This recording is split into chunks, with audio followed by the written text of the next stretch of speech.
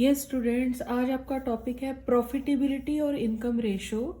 Profitability ratio जो है last segment है आपका रेशो का। क्लासिफिकेशन ऑफ रेशो में 4 कैटेगरीज हैं। फर्स्ट कैटेगरी होती है आपकी लिक्विडिटी रेशो, सेकंड होता है सॉल्वेंसी, थर्ड होता है activity turnover ratio and last होता है प्रॉफिटेबिलिटी और इनकम रेशो। इसके अंदर फर्स्ट जो आपका आता है वो आता है ग्रॉस प्रॉफिट रेशो। टोटल 5 है इसके अंदर। Gross profit ratio, operating ratio, operating profit ratio, net profit ratio और आरओआई, रिटर्न ऑन इन्वेस्टमेंट। सबसे ज़्यादा इंपॉर्टेंट इसमें आरओआई होता है, रिटर्न ऑन इन्वेस्टमेंट। वो मैं स्टार्टिंग में आज इसलिए बोल रही हूँ, अगर आपको कभी भी नियर फ्यूचर किसी इंटरव्यू में या कहीं पर भी आपसे एक लाइन में ये पूछा जाए कि अगर आपको किसी कंपनी या फर्म की प्रॉफिटेबिलिटी जज करनी है तो आप कौन से रेशो से करोगे, तो उसका आंसर होगा आरओआई, रिटर्न ऑन इन्वेस्टमेंट। कभी भी ग्रॉस प्रॉफिट रेशो या नेट प्रॉफिट रेशो इसका आंसर नहीं होता। ग्रॉस प्रॉफिट रेशो हमारा फर्स्ट सेगमेंट है। ग्रॉस प्रॉफिट रेशो का फॉर्मूला है gross profit upon revenue from operation into 100। Gross profit ratio, ये जितने भी प्रॉफिटेबिलिटी रेशो हैं ये परसेंटेज में काउंट होते हैं। अगर आपका ये ग्रॉस प्रॉफिट रेशो का आंसर डिक्लाइन हो रहा है, यानी जब आप कंपेयर करोगे अपनी ही कंपनी के 2 सालों के प्रॉफिट को या 3, जो भी कंपैरिजन है, अगर ये रेशो डिक्लाइन हो रहा है तो ये इंडिकेट कर सकता है, हो सकता है आपकी कंपनी या फर्म के अंदर थेफ्ट, चोरी बहुत हो रही है। क्योंकि ग्रॉस प्रॉफिट डिक्लाइन होने का रीज़न ये है, या तो कॉस्ट बढ़ रही है या ये हो सकता है सेलिंग प्राइस में कोई चेंजेस नहीं आ रहे हैं तो कॉस्ट इंक्रीज हो सकता है, या ये हो सकता है कि आपके पास जो क्लोजिंग स्टॉक पड़ा रहता है at the end of the year उसकी मार्केट वैल्यू भी जो है वो डिक्लाइन हो रही है। आपको हम जितने भी यहाँ रेशो 12th स्टैंडर्ड में सिखा रहे हैं कुछ ना कुछ मीनिंग तो इनका है ही। ये मैंने एक छोटा सा एक फॉर्मेट बनाया है ट्रेडिंग अकाउंट का, जो आप लोगों ने 11th क्लास में सीखा था, फिर भी आप इसको देख लीजिए। अकॉर्डिंग टू मी, अगर स्टूडेंट्स इसको ऐसे सीखते हैं तो किसी भी इस टाइप के रेशो को सीखने का कॉन्सेप्ट जो है वो क्लियर हो जाता है। ग्रॉस प्रॉफिट कैसे आता है? क्रेडिट साइड में आता है by sale. Of course we are talking about net sale. What do you mean by net sale and gross sale? When you are talking about gross sale means cash plus credit sale. Sales return हम उसमें से जब minus कर देते हैं तब वो बन जाती है नेट सेल। सेल्स रिटर्न का एक और नाम होता है रिटर्न इनवर्ड्स। क्लोजिंग स्टॉक यहाँ आएगा, उसके बाद यहाँ आता है डेबिट साइड में opening stock. Net purchases, again net purchases भी वही है, टोटल परचेजेस में से परचेजेस रिटर्न अगर आप माइनस कर दें तो टॉपिक आपका आएगा नेट परचेजेस, तो आपने वो कंसिडर करना है। परचेजेस रिटर्न का एक और नाम है रिटर्न आउटवर्ड्स। डायरेक्ट एक्सपेंडिचर आएंगे। वैसे तो डायरेक्ट एक्सपेंडिचर बहुत सारे होते हैं, लेकिन 12th स्टैंडर्ड के लिए जो मेनली क्वेश्चन में देखे जा रहे हैं डायरेक्ट एक्सपेंडिचर, वो 2 ही पूछ रहे हैं, वेजेस और कैरेज इनवर्ड। कैरेज इनवर्ड का दूसरा नाम कैरेज ऑन परचेजेस भी होता है। अगर आप इस साइड में से ये एक्सपेंडिचर माइनस कर दें तो आपके पास ग्रॉस प्रॉफिट आ जाता है। तो हमारा रेशो क्या है? Gross profit upon revenue from operation. Revenue from operation को आप सेल्स भी बोल सकते हो, क्योंकि कभी कभी किसी बच्चे को बड़ा मुश्किल या अजीब सा लग रहा होता है रेवेन्यू फ्रॉम ऑपरेशन क्या चीज़ है, तो सिंपली आप उसको नेट सेल भी बोल सकते हो। अब 2-3 कुछ न्यूमेरिकल करवा रही हूँ, बहुत इजी और इंटरेस्टिंग न्यूमेरिकल्स हैं, बहुत ज़्यादा इजी हैं। ये तो एक न्यूमेरिकल मैं आपको सिर्फ एक हल्का सा कॉन्सेप्ट बताने के लिए बता रही हूँ। सपोज ये क्वेश्चन दिया हुआ है, इसमें 2019 और 20 के डेटा गिवन है। नेट सेल जो है 2019 में 120 थी और फिर 180, और profit 30, gross profit is already given 30 and 36। देखने पर तो ऐसे लग रहा है कि ये वाला साल अच्छा होगा, बट ऐसा है नहीं। जब आप इसका रेशो कैलकुलेट कर रहे हैं तो ग्रॉस प्रॉफिट को कैसे कैलकुलेट करोगे? रेशो को gross profit upon sale into 100। First 2019 में ग्रॉस प्रॉफिट 30 अपॉन 120 इंटू 100, तो परसेंटेज 25 आ रही है और फिर आ रही है 20%। तो सेकेंड ईयर में ग्रॉस प्रॉफिट जो है वो डिक्लाइन हो रहा है, तो रेशो से ये यू कैन जज। एक कुछ 2-3 अच्छे क्वेश्चंस हैं वो जरूर मैं करवाऊंगी। मेरे पास डीके गोयल बुक है, ये एग्जाम्पल नंबर 93 है। इसमें calculate the gross profit ratio from the following information. Credit revenue from operation 3 lakh, cash revenue from operation being 25% of the total revenue from operation. Purchases given है 3,20,000 और excess of closing inventory over opening inventory जो है वो 40,000। तो आप ये इसमें दो चीजें बहुत अच्छी हैं। एक तो ये term excess of closing inventory over opening inventory is 40,000। इसका मतलब क्या है? इसका मतलब ये ऑलरेडी चेंज इन स्टॉक को इंडिकेट कर रहा है। जैसे मैंने लास्ट उसमें एक फॉर्मेट बनाया, if you want to know the gross profit, तो ग्रॉस प्रॉफिट के लिए यहाँ पर ओपनिंग स्टॉक ऐड होता है और क्लोजिंग स्टॉक माइनस होता है, लेकिन उसने ऑलरेडी चेंज को एक्सप्लेन कर दिया है और इसमें ये बोल दिया excess of closing inventory over opening inventory. यानी जो भी आंसर आ रहा है उसमें क्लोजिंग स्टॉक बड़ा आ रहा है और ये कम आ रहा है। अगर क्लोजिंग स्टॉक बड़ा आ रहा है तो आंसर प्लस में आ रहा है। प्लस में मतलब सपोज यहाँ पर 10,000 था और जो आपका क्लोजिंग स्टॉक है वो ओपनिंग स्टॉक से 40,000 रुपये ज्यादा है, तो इसका मतलब क्लोजिंग स्टॉक फॉर एग्जाम्पल 50,000 रुपये रहा होगा, तो क्लोजिंग स्टॉक की वैल्यू कितने रुपए से ज्यादा है? 40,000 से। तो वो ये बात बोल रहा है। लेकिन इस क्वेश्चन में कुछ और भी इंपॉर्टेंट चीजें हैं, जैसे कि क्वेश्चन में बोल रहा है कि कैश सेल जो है वो टोटल सेल का 25% है और क्वेश्चन के अंदर हमें टोटल सेल ही फाइंड आउट करनी है क्योंकि वो गिवन नहीं है। टोटल सेल का मतलब क्या होता है? Total sales is equal to cash sale plus credit sale. इस क्वेश्चन में ये बोल रहा है कि कैश सेल टोटल सेल का 25% है। सबसे ज्यादा जो स्टूडेंट्स को प्रॉब्लम आती है वो ये कि हम कब किस चीज को 100 एज्यूम करें।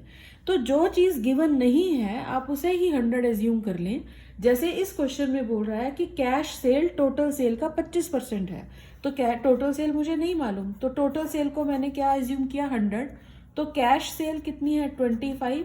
तो क्रेडिट कितनी होगी? 100 माइनस 25 इज इक्वल टू 75। तो मुझे यहाँ पर क्या चाहिए? मेरा बच्चों को ये होता है कि आप जो दो चीजें ऐसी ले लो जो एक जैसी हो। जैसे यहाँ पर क्रेडिट सेल 75 एक सिंबल या कोड वर्ड में आ गई और यहाँ इस क्वेश्चन में क्रेडिट सेल अमाउंट में भी गिवन है 3 लाख रुपीज, तो मैं पेयरिंग किसकी करूंगी? क्रेडिट सेल की। लेकिन मुझे क्वेश्चन की रिक्वायरमेंट क्या है? मुझे इस क्वेश्चन को करने के लिए टोटल सेल चाहिए। तो if credit sale is 75 then total sale is 100। If credit sale is 1 then total sale will be 100 upon 75। और अगर क्रेडिट सेल 3 लाख रुपए की है तो टोटल सेल कितनी होगी? इंटू 3 लाख कर दें इसे, तो ये आपके पास अमाउंट आ रहा है 4 लाख रुपीज। तो 4 लाख रुपीज की क्या आ रही है यहाँ पर? Total sale. अब सिर्फ फॉर्मूले में फिट करना है, और वो भी कैसे?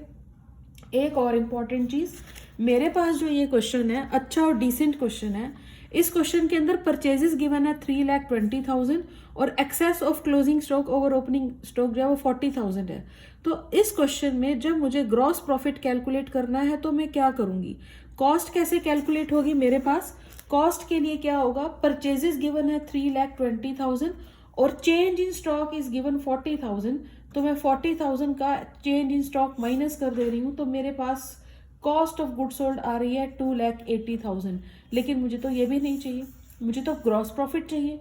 तो बहुत आसान है, आप सेल में से ग्रॉस कॉस्ट माइनस कर दो।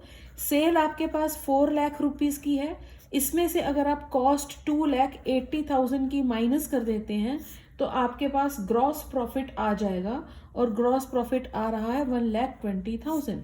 तो 1,20,000 अपॉन सेल, तो सेल आपके पास कितनी आ रही थी? 4 लाख रुपीज, इंटू कर देंगे 100, तो ये आपके पास आंसर आ रहा है 30%। बहुत इजी, इंटरेस्टिंग, अच्छा क्वेश्चन है, आने चाहिए ऐसे क्वेश्चन। उसके बाद बोल रहा है नेक्स्ट क्वेश्चन है, calculate gross profit ratio from the following information. Cash revenue from operation was 1/3 of the total revenue from operation. Cash revenue from operation was 1,40,000. Cash purchases was 25% of the credit purchase and cash purchase was 50,000. Opening stock 30, closing stock 10,000 more than the opening, carriage दिया हुआ है 12,000 का। अब इस question को ध्यान से समझे और देखें, जो जो समझ में आ रहा है बच्चे को वही ट्राई करना चाहिए। कैश सेल जो है वो टोटल सेल का 1/3 है, पर मुझे तो टोटल सेल मालूम ही नहीं। मैं ये दोनों क्वेश्चन आपको बिल्कुल साइड में करके क्यों दिखा रही हूँ? क्योंकि यहाँ पर जो कैश सेल था वो 25% गिवन था, ठीक है, ये तो परसेंटेज में था। कभी कभी फ्रैक्शन में आ जाता है तो बच्चे परेशान हो जाते हैं, कोई प्रॉब्लम नहीं है, कुछ नहीं है, very easy. Total sale is equal to cash sale plus credit sale होता है। इस क्वेश्चन में बोल रहा है कि cash sale from operation 1/3 of the total. Simple, cash sale जो है वो टोटल सेल का 1/3 है, तो मैंने टोटल सेल को यहाँ पर 1 माना, 100 नहीं। आप ये सीखे कब 100 मानना चाहिए, कब 1 मानना चाहिए। 100 तब माने जब प्रॉफिट परसेंटेज में मेंशन है। लास्ट क्वेश्चन में, सॉरी प्रॉफिट नहीं, सेल या जो भी है, तो लास्ट क्वेश्चन में कैश सेल 25% थी टोटल की, तो मैंने टोटल सेल को 100 एज्यूम किया। In this question cash cell 1/3 है, तो मैंने 1/3 लिखा, तो टोटल कितना होगा 1। तो कैश टोटल सेल को मैंने 100 मानने की बजाय 1 माना। जब टॉपिक फ्रैक्शन में दिया होता है तो फुल अमाउंट जो होता है वो 1 होता है, जब परसेंटेज में गिवन होता है तो फुल जो होता है वो 100 होता है। तो अगर आपकी टोटल सेल 1 है, कैश सेल 1/3 है, तो क्रेडिट सेल कितनी होगी। तो 1 में से 1/3 आप माइनस कर दो, 3 LCM, 3 - 1 = 2/3। तो क्रेडिट सेल कितनी आ जाएगी आपके पास 2/3। और यहाँ पर हम लोगों को अमाउंट में कैश सेल गिवन है, यानी ये गिवन है, कितने की गिवन है 1,40,000। तो मैं पेयरिंग इससे करूंगी। If cash sale is 1/3 then total sale is 1। If cash sale is 1 then total sale कितनी होगी 1/1/3। जब आप कर देंगे तो इसको यू कैन राइट 1 × 3/1, ठीक है। और अगर आपकी कैश सेल 1,40,000 है तो टोटल सेल कितनी होगी, तो ये बन रहा है 1 × 3/1 × 1,40,000। तो आप इसको मल्टीप्लाई कर दें तो ये टोटल अमाउंट जितना भी आएगा वो आपकी क्या हो जाएगी टोटल सेल। तो इसको मल्टीप्लाई करें 1 2 3 4,20,000 आपके पास टोटल सेल है। अब आपके पास प्रॉब्लम क्या है, इस क्वेश्चन में प्रॉब्लम ये है कि इसमें परचेजेस भी गिवन नहीं है। तो अब मैं परचेजेस कैसे कैलकुलेट करने वाली हूँ, आप वो भी देखो।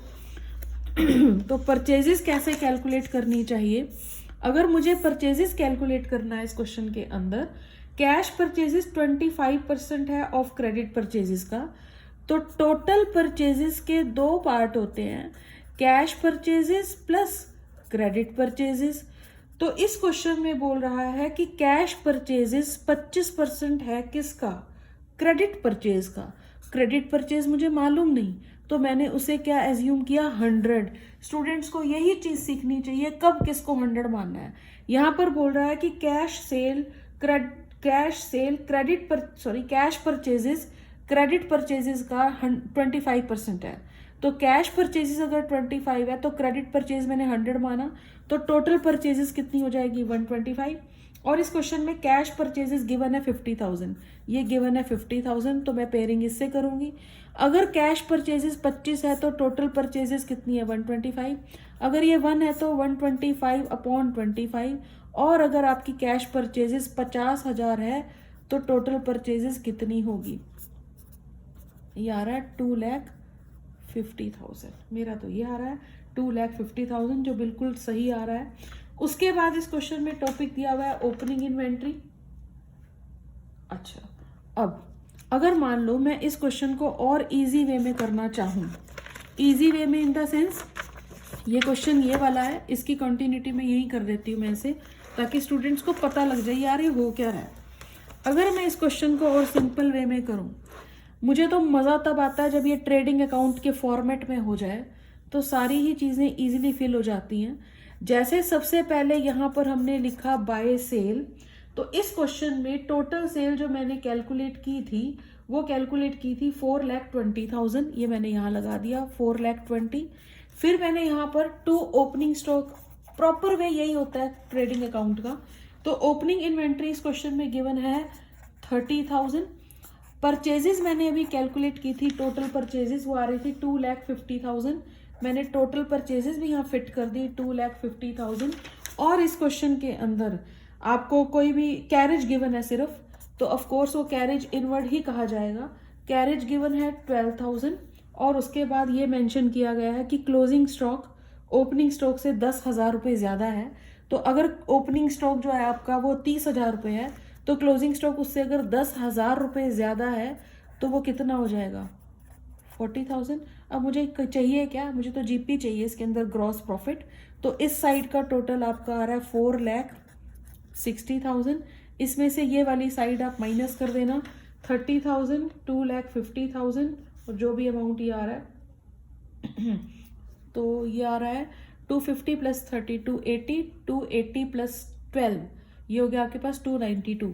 तो 4,60,000 में से आप 292 माइनस करें, 1,68,000, तो आपका ग्रॉस प्रॉफिट आ रहा है 1,68,000 डिवाइडेड बाय सेल 4,20,000 इंटू 100, तो ये आपके पास आंसर आ रहा है 40%।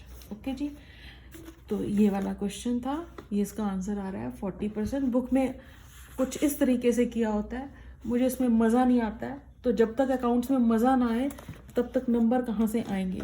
तो इसलिए कोशिश कीजिए इन्जॉय करें अपने सब्जेक्ट को। ज़्यादा पढ़ने में मज़ा तो तभी आएगा जब आप इन्जॉय करेंगे, समझेंगे चीज़ों को कि क्या बोल रहा है यार ये। एक और चीज़ ईजी और इंटरेस्टिंग चीज़ है, सिर्फ एक छोटी सी चीज़ बतानी है। Gross profit of A company is 25% of cost, it's credit revenue है ट्वाइस। ये इंपॉर्टेंट है, ये बोल रहा है जो क्रेडिट सेल है वो कैश सेल का ट्वाइस है, दुगना है, डबल है। और अगर क्रेडिट सेल 4 लाख रुपीज़ है, अरे यार समझे, एक सिंपल सी चीज़ है कि अगर आपके क्वेश्चन में ये मेंशन किया जा रहा है कि जो आपकी क्रेडिट सेल है, कहाँ लिख दूँ, ये लिख देते हैं, क्रेडिट सेल जो है वो 4 लाख रुपए है, और ये जो भी ओपनिंग स्टेक है, जो भी आपकी स्टार्टिंग वाली सेल है, स्टार्टिंग वाली से मतलब इस क्रेडिट रेवेन्यू फ्रॉम ऑपरेशन, हाँ जो क्रेडिट सेल है वो कैश सेल का दुगना है, ट्वाइस है, डबल है। यार अगर ये डबल है तो आधा कितना होगा, 2 लाख होगा ना। तो इसका मतलब 2 लाख की आपके पास क्या होगी, कैश सेल। तो टोटल सेल कितनी होगी, 4 + 2 6 लाख सेल। बस यही इंपॉर्टेंट कह सकते हो चीज़ थी। नेक्स्ट रेशो जो है वो आपका आ रहा है ऑपरेटिंग रेशो। अब ये ऑपरेटिंग रेशो क्या होता है, थोड़ा सा समझ के और ध्यान से पढ़ना तो बहुत अच्छा लगेगा। ऑपरेटिंग रेशो का मतलब क्या है, फॉर्मूला इसका है cost of revenue from operation plus operating expenditure minus operating income. अब मुझे बताना क्या है इसके अंदर, अगर आप थोड़ा सा ध्यान से समझें, हमने 11th क्लास में ट्रेडिंग और प्रॉफिट एंड लॉस अकाउंट किया। ये मैंने एक फॉर्मेट बनाया। फर्स्ट सेगमेंट जो होता है वो ग्रॉस प्रॉफिट का होता है, ट्रेडिंग अकाउंट होता है। ट्रेडिंग अकाउंट में हम COGS लिखते हैं। COGS कैसे आता है, opening stock plus net purchases plus direct expenditure minus closing stock, तो आपके पास ग्रॉस प्रॉफिट आता है। फिर ग्रॉस प्रॉफिट को हम यहाँ ट्रांसफर करते हैं, इनकम यहाँ ऐड होती है, अदर इनकम, और यहाँ से खर्चे माइनस होते हैं, तो 11th में हम उसको कहते थे नेट प्रॉफिट आ गया। अब हम उसे नेट प्रॉफिट नहीं कहेंगे, नेट प्रॉफिट तो तब बोल सकते हैं जब टैक्स भी माइनस हो जाए। तो हम यहाँ बात कर रहे हैं ऑपरेटिंग रेशो की। तो ऑपरेटिंग रेशो के लिए आप जो ऊपर टर्म लगा रहे हैं वो क्या लगा रहे हैं, cost of revenue from operation यानी COGS प्लस ऑपरेटिंग एक्सपेंडिचर यानी ये वाले खर्चे, और माइनस करते रहे इसके अंदर से ऑपरेटिंग इनकम। तो वैसे अगर थोड़ा सा बोला जाए प्रॉफिट ही आएगा, लेकिन हम उसके लिए नेट प्रॉफिट वर्ड यूज नहीं कर सकते हैं, क्योंकि नेट प्रॉफिट तब आता है जब टैक्स वगैरह भी माइनस हो जाए। बस ये एक डिफरेंस होता है इस क्वेश्चन के अंदर। एक और अच्छी चीज और इजी चीज, एक क्वेश्चन है रेवेन्यू फ्रॉम ऑपरेशन है 2,60,000 और रेवेन्यू फ्रॉम ऑपरेशन रिटर्न यानी कि सेल्स रिटर्न 10,000 है।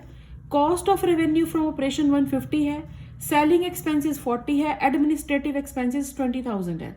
इसका मतलब क्या, सेल 260 में से आप 10,000 माइनस कर देंगे तो आपके पास नेट सेल आ जाएगी।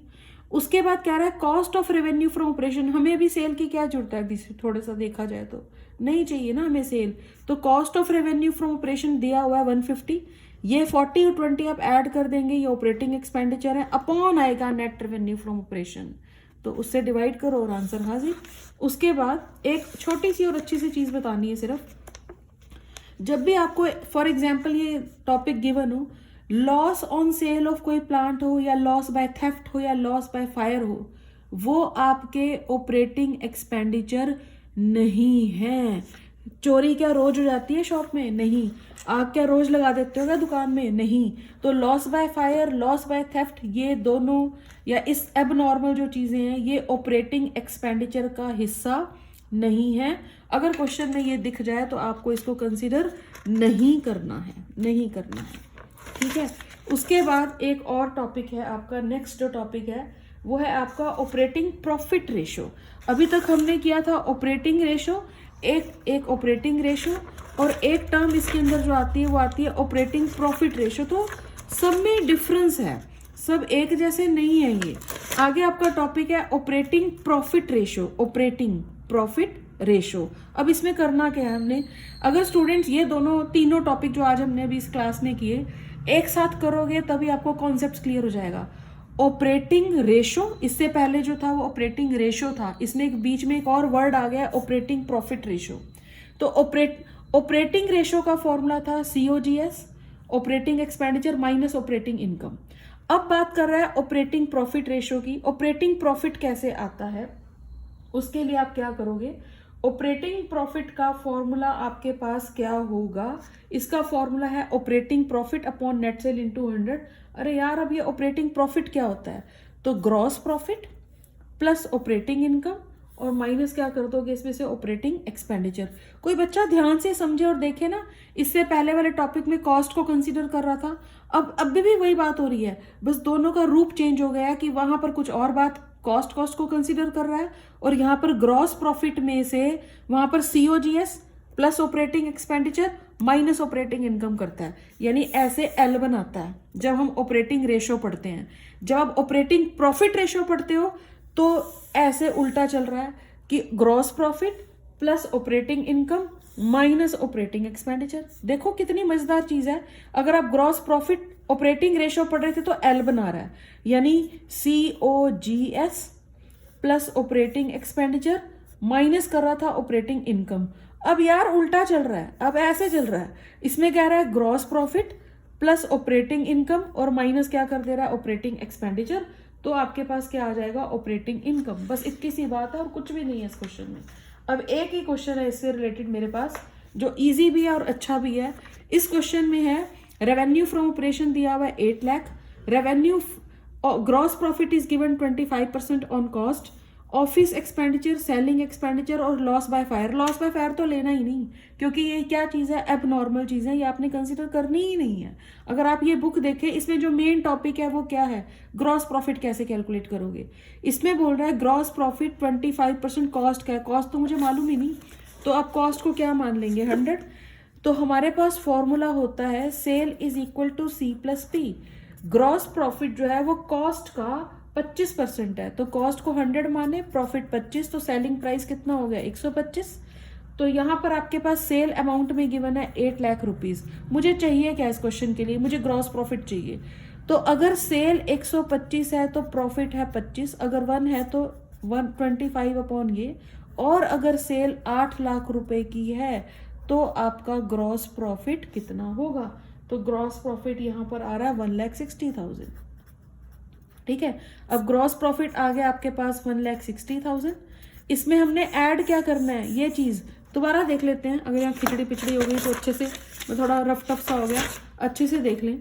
जब भी आप ऑपरेटिंग प्रॉफिट रेशो देखें तो ऑपरेटिंग प्रॉफिट रेशो के लिए ट्रेडिंग अकाउंट से निकल कर आता है बाय GP, यहाँ पर आता है आपकी बाय ऑपरेटिंग इनकम और यहाँ पर आता है ऑपरेटिंग एक्सपेंडिचर। हमने ऐसे चलना है, gross profit plus operating income minus operating expenditure.